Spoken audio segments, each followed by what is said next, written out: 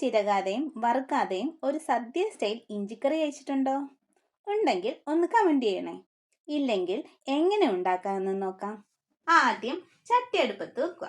ചട്ടി ചൂടായ ശേഷം വെളിച്ചെണ്ണ ഒഴിച്ച് അരിഞ്ഞു വെച്ച ഇഞ്ചി കഷ്ണങ്ങൾ തീ കുറച്ച് വെച്ച് കരിഞ്ഞു പോകാതെ നല്ല പോലെ മൂപ്പിച്ചെടുക്കുക.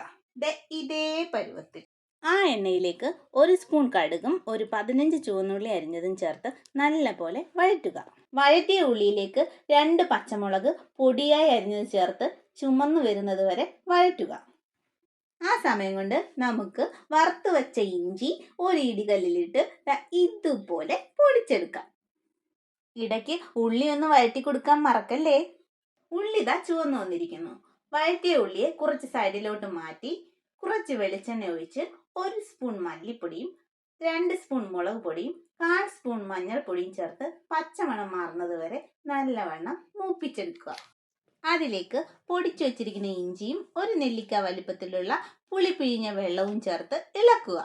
ഒന്ന് ചൂടായി വരുമ്പോൾ ആവശ്യത്തിന് വെള്ളവും ഉപ്പും ചേർത്ത് തിളപ്പിച്ചെടുക്കുക. എണ്ണ ഒന്ന് തെളിഞ്ഞു വരുമ്പോഴേക്കും 1/4 സ്പൂൺ വീതം ജീരകപ്പൊടിയും ഉലുവാപ്പൊടിയും 1 നുള്ളു കായപ്പൊടിയും ചേർത്ത് ഒന്ന് തിളപ്പിക്കുക. വെള്ളം ഒന്ന് വറ്റി വരുമ്പോൾ ടേസ്റ്റ് ബാലൻസ് ചെയ്യാൻ വേണ്ടി അല്പം ശർക്കര ചേർത്ത് നല്ല പോലെ വറ്റിക്കുക. ശർക്കരയുടെ ടേസ്റ്റ് ഇഷ്ടമല്ലാത്തവർക്ക് 1 നുള്ളു പഞ്ചസാര വേണമെങ്കിലും ആഡ് ചെയ്യാം. പക്ഷേ ശർക്കര ചേർക്കുമ്പോഴാണ് ടേസ്റ്റ് കൂടുതൽ കിട്ടുന്നത്. കുമിളകൾ വരാതെ ആകുമ്പോൾ മനസ്സിലാക്കാം നമ്മൾ ചേർത്ത വെള്ളം എല്ലാം വറ്റി എണ്ണ തെളിയുകയാണെന്ന്. ഈ സമയത്ത് കുറച്ച് കറിവേപ്പിലയും ചേർത്ത് തീ ഓഫ് ചെയ്യുക.